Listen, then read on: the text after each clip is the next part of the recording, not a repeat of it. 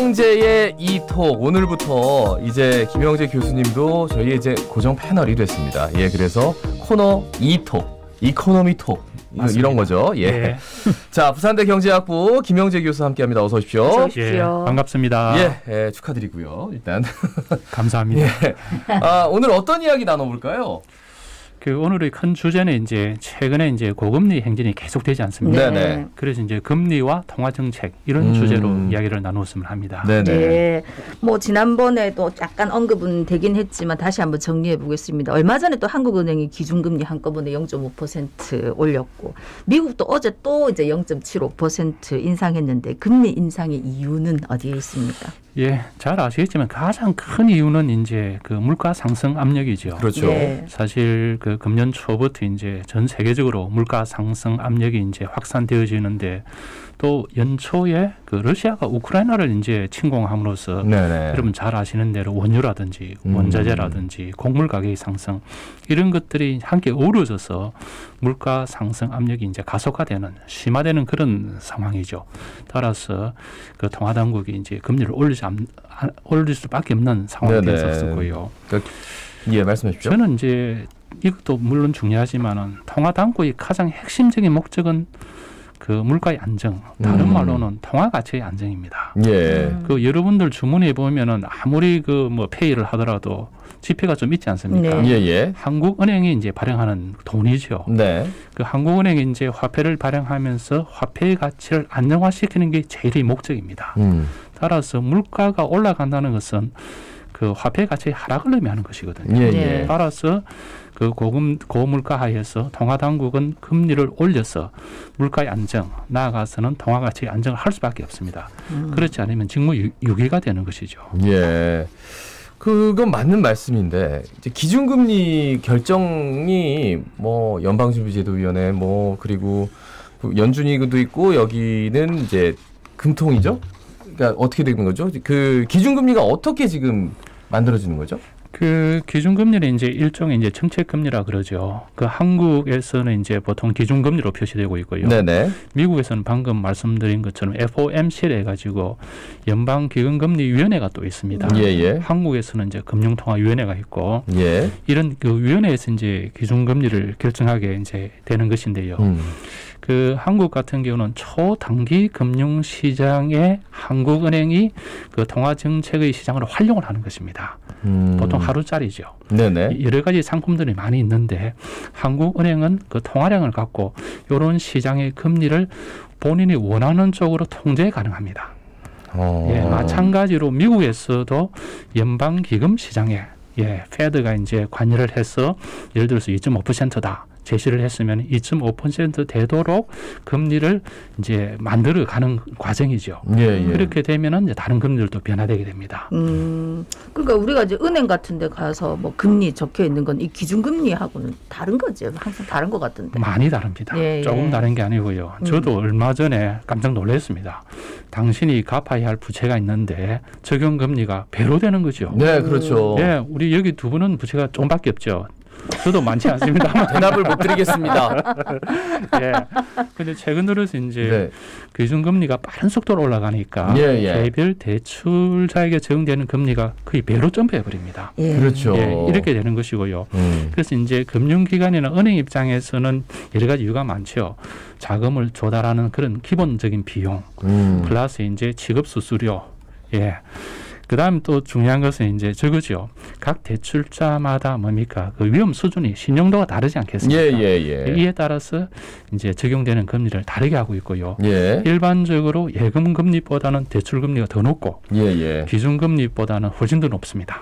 아무래도 예대 마진이라고. 맞습니다. 은행은 대출을 해서 예금에 들어온 것과 이게 그 금리 차로 돈을 버는 그게 기본이잖아요, 그죠? 가장 대표적인 그런 기관이 은행이죠. 그렇죠. 그러면 금리의 종류, 뭐 특징 어떤 것들이 있는지 좀 설명해 주시죠. 금리 종류는 정말 많습니다. 정말 많은데요. 크게 이제 그 두 가지로 이제 그 요인이 있는데 하나는 기간입니다. 기관. 예를 들어서 기간.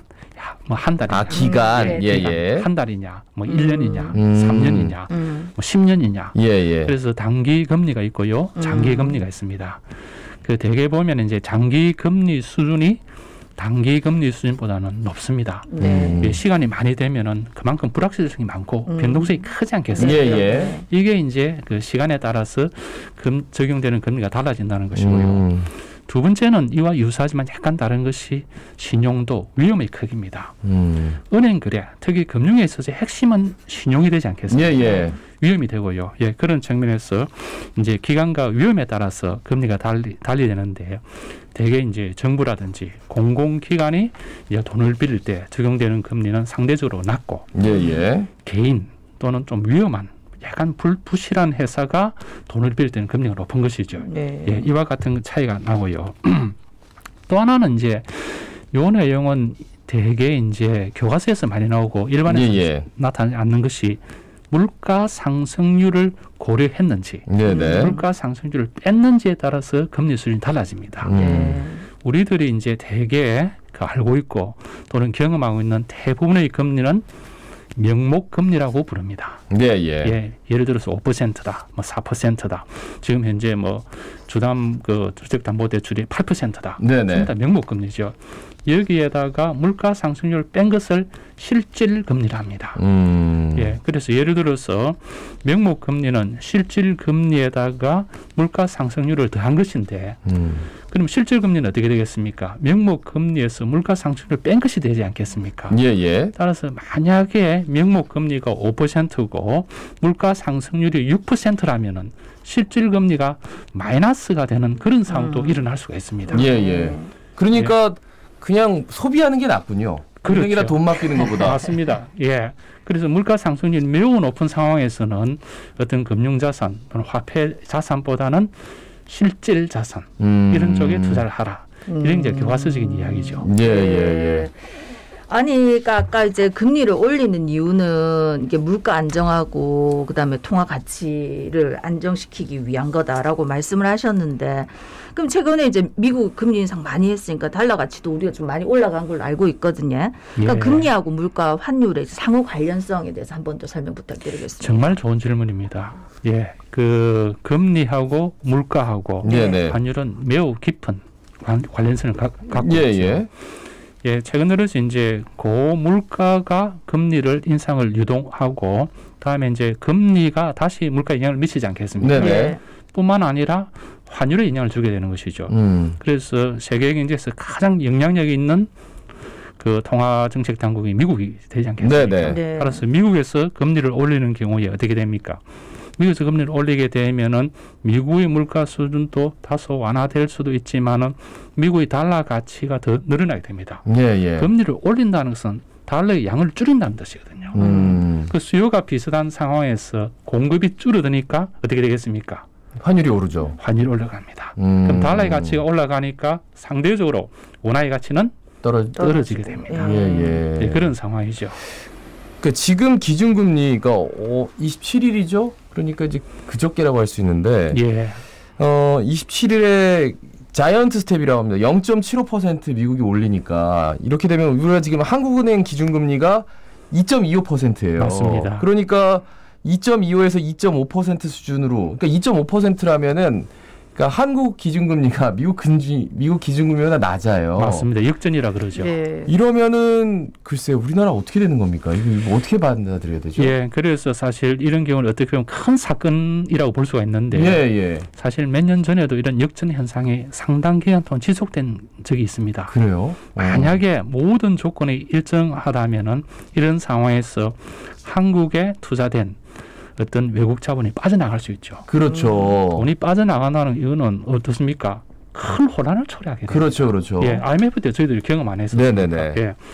그럼에도 불구하고 지금은 그런 상황은 아니고 제가 보더라도 상당히 견고한 상황인데 만약에 또 다른 좀 그 부정적인 또 위험한 상황이 발생하면은 그런 상황이 나타날 수는 있죠. 그러면은 만약에 이렇게 되면은 외국 자본이 빠져나가는 게 보통의 생각인데 현재까지는 뭐 이렇게 외화가 뭐 탈출했다, 유출됐다, 뭐 갑자기 빠졌다 이런 건 안 들려오거든요. 그렇죠. 어제도 그렇고. 맞습니다. 오히려 뭐 주가가 올라간다든지 네. 환율이 내려간다든지. 그건 무슨 일입니까? 반대적인 예, 그래서 이제 뭐 예전에도 한 말씀드렸었는데 현재 일어나는 상황도 중요하지만 향후 미래에 어떤 상황이 나타날 것인가 예상, expectation 이것도 대단히 중요합니다. 그렇죠. 네. 지금은 다소 불리하지만은 그렇지 않다. 한국 경제는 탄탄할 수 있다.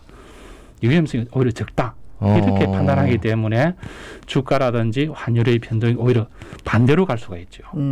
아 그래요? 예. 그래서 이제 예상이라는 게 대단히 중요합니다. 근데 미국 시장보다 우리가 안정적이다라는 판단은 못 하잖아요, 사실. 그렇죠. 그런 면이 아닌데 그럼에도 불구하고 이미 그런 부정적인 요소가 다 반영돼 있었고 실제 정책이 시행됐을 때 오히려 그 다음에 어떤 영향이 나타나는 것을 고려하기 때문에 이런 상황이 나타나는 거죠. 그럼 사람들이 생각할 때는 미국 더 이상 못 올릴 거야. 맞습니다. 이렇게 생각하는 거예요? 맞습니다. 제가 보더라도 0.75%포인트 두 번씩이나 올렸기 때문에 다음에 올린다 하더라도 그 정도는 못 올릴 겁니다. 왜냐하면 경기 둔화 내지는 침체가 가시화되어지면은 미국도 어떻습니까? 경기 부양 정책을 해야 됩니다. 거꾸로. 그럼 금리를 낮춰야 되거든요. 네네네. 예, 그러니까 오르는 폭이라든지 속도를 좀 낮출 수밖에 없는 상황입니다. 아니, 그럼 지금까지도 여러 번 금리를 인상했는데 미국 같은 경우 우리도 그렇고 실제로 그게 인플레이션을 진정시킬 수 있었습니까? 아, 그럼요. 예. 사실 금리라는 게 여전히 대단히 중요한 정책 수단입니다. 네네. 금리를 올려보십시오. 아마 여기 계시는 저도 마찬가지고 소비가 줄어듭니다. 그리고 투자는 어떻게 되겠습니까? 줄어들죠. 줄어들 수밖에 없습니다. 예. 소비와 투자가 경제에서 차지하는 비중이 매우 크거든요. 그렇죠. 그래 되면 경제학적으로 말씀드리면은 경제 전체의 총 수요가 줄어듭니다. 그래 되면은 물가를 낮출 수밖에 없습니다. 그럼에도 불구하고 물가가 계속 올라가는 이유는 또 어디 있겠습니까? 공급이 부족해서 그런 거예요. 어떻게 되는 거죠? 예, 공급이 부족도 있고요. 지난해, 지지난해 돈이 너무나 풀렸다. 다 회수가 안 됐다. 그렇죠. 그런 서로 상반된 힘이 작용하기 때문에 그렇습니다. 근데 저는 그럼 우리나라 기준금리가 또 올라갈 거다 이런 예상도 있거든요. 그러면 우리나라도 빅스텝, 자이언트 스텝 할까요? 한국은 대단히 그렇게 할 이유도 없는 것 같고요. 이유가 없다고요? 예, 이유가 없습니다. 오히려? 왜냐하면 한국은 상대적으로 작은 경제입니다. 그러니까 미국의 영향을 많이 받죠. 네네. 그래서 최근에 이제 7월, 지난주 아니겠습니까? 0.5%포인트 올렸다는 것은 미국의 0.7을 올릴 것이라는 예상을 했기 때문에 금리 역전을 허용하지 않으려고 그랬었는데 미국이 그래 해버렸죠. 역전이 됐잖아요. 지금. 그런데 만약에 계속해서 되어지면은 방금 말씀드린 것처럼 총 수요가 줄어들고 경기 둔화가 아니고 경기가 침체가 될 수 있거든요. 그래서 오히려 경기 부양 정책을 해야 됩니다. 지금 일본도 그렇고, 중국도 그렇고. 그러니까 중국이나 일본은 사실 기준금리를 거의 올리질 못하고 있고 오히려 그냥 그 상태로 유지하고 있는 상태 내지는 통화를 늘리는 찍어내고 있는데 그런 상황입니다. 아니 이제 우리가 이론적으로 어떤 인플레이션 막기 위해서 금리를 인상해야 된다는 거는 설명을 통해서 충분히 이해가 됐는데 사실 우리 서민들 입장에서는 지금 대출을 받아서 생활하고 있는 분들은 금리가 자꾸 올라가면 힘들 수밖에 없거든요. 그게 가장 큰 문제입니다. 그러니까 금리 인상 말고는 인플레이션을 좀 완화할 수 있는 다른 방법은 없습니까? 인플레이션은 크게 요인이 두 가지거든요. 조금 전에 말씀드린 총 수요를 조절하는 방법이 있고 하나는 이제 비용을 조절하는 방법이 있습니다. 예를 들어 원유라든지 원자재라든지 우리가 어떻게 할 수 있습니까? 단기적으로는 러시아하고 미국이 이제 정치적인 협상이 좀 필요한 것이고 중장기적으로는 새로운 기술의 혁신입니다. 새로운 기술이 나타나면은 어떻습니까? 생산 단가 내려가지 않겠습니까? 그래서 사실 코로나 팬데믹 이전에 10수년 동안 물가가 전 세계적으로 안정이 된 가장 큰 이유가 기술의 혁신이죠. 그게 저는 가장 큰 기회인데 그 역할을 이제 중국이 또 많이 해왔었죠. 그런데 지금 이제 우크라이나 러시아 전쟁이 계속 진행 중이고 그 전쟁이 언제 끝날지 사실 정말 모르겠어요. 생각보다 너무 오래 가가지고 말이죠. 그렇습니다. 그 전쟁만 좀 나아지면은 세계 경제가 좀 나아질까요? 확실히 나아지죠. 조금 전에 말씀드린 것처럼 비용 측면에서 또는 생산 요소 측면에서 원유나 원자재, 곡물 가격이 올라가지 않습니까? 이것이 바로 물가 상승뿐만 아니라 경기 침체를 더 가속화시키는 것이죠. 그래서 최근에 S공보다 스태그플레이션이다. 그렇죠. 이런 말이 나오는 거죠. 물가가 올라가는데 경기 네. 침체되고. 예, 그렇습니다. 예. 여러 가지로 걱정이 참 많은 얘기를 쭉 듣다 보니 예. 그럼 앞으로 또 어떻게 될지 한번 지켜보겠습니다. 예. 자, 오늘 김영재 2토 자주자주 들러주십시오. 이제 고정 게스트가 되셨기 때문에 교수님. 알겠습니다. 예. 지금까지 부산대 경제학부 김영재 교수였습니다. 고맙습니다. 고맙습니다. 예, 감사합니다. 예, 오늘도 날이 덥고